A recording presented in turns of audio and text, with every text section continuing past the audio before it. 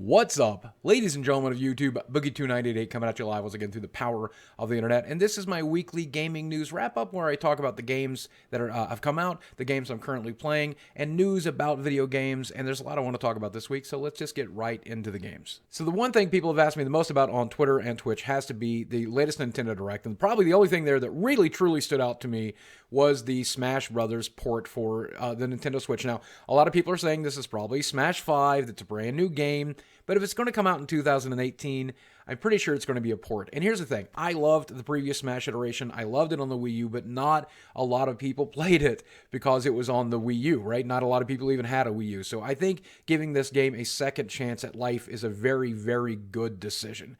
I really hope that it's a $60 title. I really hope that they add some new fighters and some new content, as well as bundle all of the DLC from the previous game in for that $60 title. And then I'm willing to buy new stages and new DLC and new costumes if they are willing to do that. Otherwise, I don't think it'd be a very good port. But they already showed, two new fighters in the announcement, the two Splatoon characters, which is definitely a welcome change. I didn't like them as the Mii fighter system.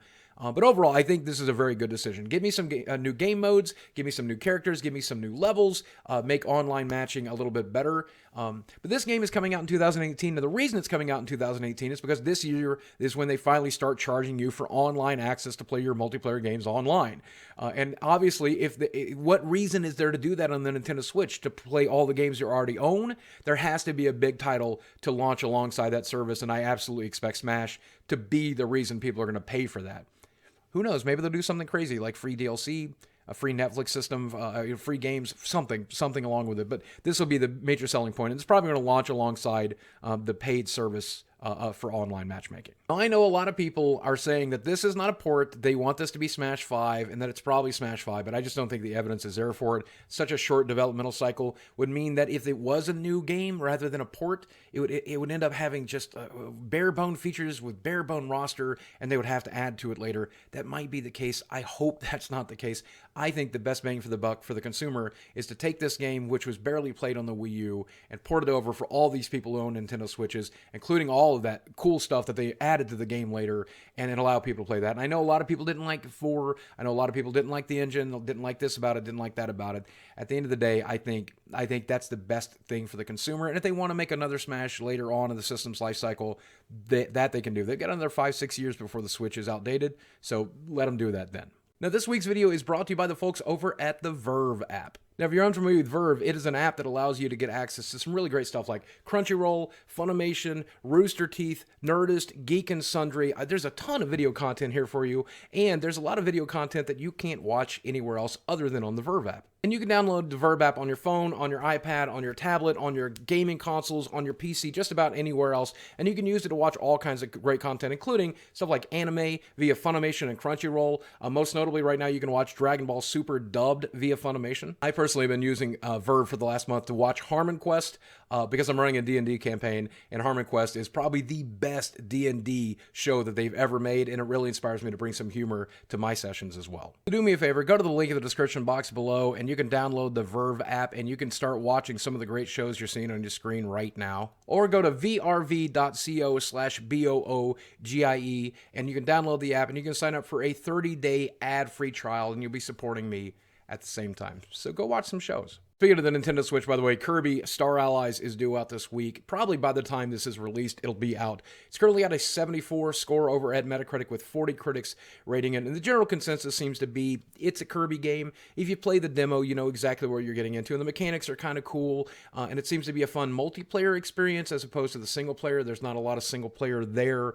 But if you are interested in this game, and I still am, you should definitely download the free demo. I played a little bit on stream this week, and my audience seemed to think it was interesting. Again, you know exactly what you're getting into when you pick up a Kirby game, and this doesn't seem to be the exception. It's also a little bit light on content, and that kind of sucks because the last 3DS game had a lot of single-player content, and I was hoping for a lot here. I'll still pick it up, though. I like Kirby games. What can I say? They're easy, and I'm bad at video games, and Kirby is exactly what I look like naked. Speaking of me being a complete and utter cliche, as you all know, Final Fantasy VII is one of my favorite video games of all time. Mostly just because I played it when it was brand new. Going back to play it is not that great. But I'm very much looking forward to the remake of this. And unfortunately, I think today is the day that I stop looking forward to the remake because it was announced 3 years ago. And now we find out that Square Enix is currently hiring core developers for this game, and rumors are circulating that they are just very unsatisfied with the product that they've been working on over the last 3 years. That basically they may be scrapping it and starting all over again because what they currently had was not something that gamers were going to enjoy. I don't know. It didn't seem that hard. Just take the Final Fantasy 15 engine, and then just build Final Fantasy 7 around it, and just redo the video files. I don't know why it would be that difficult. But it looks like they don't like the direction that we're going in, and they're going to start over. And that's a real shame because we already had all these rumors about it being episodic and selling it to you in chapters and so on and so forth. And that's not something I was interested in anyway. So it might be time to give up on this and just expect it to come out eventually like Duke Nukem Forever did.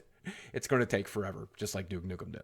Maybe I won't give up on it. Maybe I will just look forward to finally playing this in an old folks' home on my PlayStation 19. Speaking of more things that'll never come out, if you guys were not aware, there was a Fallout 4 mod that was designed to basically port Fallout 3 over to the Fallout 4 engine, which is, I think, something everybody would have liked to have seen happen. And I think this is maybe doomed for the start just due to the incredible amount of work that would need to be done to get this done. But fingers crossed, I was looking forward to playing it.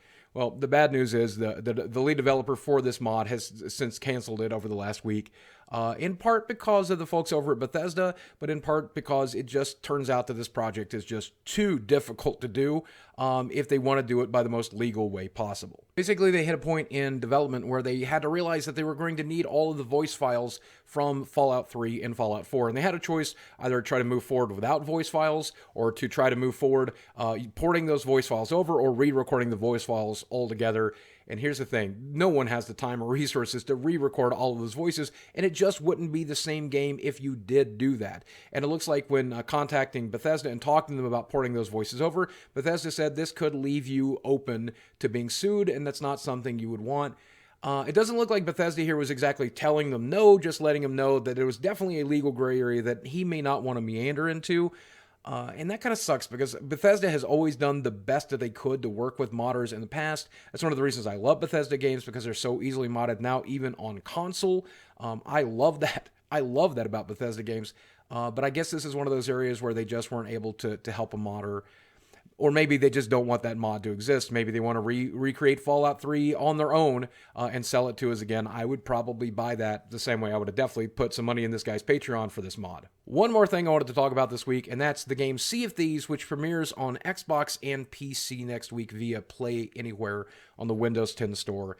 I played this game in the beta, and again, I'll tell you, I think it's an interesting game, though it's very social. So if you're not a social player, you may not enjoy it because you will want to communicate with the people in your party, and you're going to probably want to organize a party with your friends so that you can do very well at this game. And it's a kind of silly, mess around, create your own adventure kind of game, but it's fairly fun. If you haven't made up your mind about this game, don't worry. There's plenty of people streaming it on Twitch, and you can watch a lot of YouTubers play it to give you an idea of whether or not this is a game you would be interested in. But that's not really what I want to talk about here.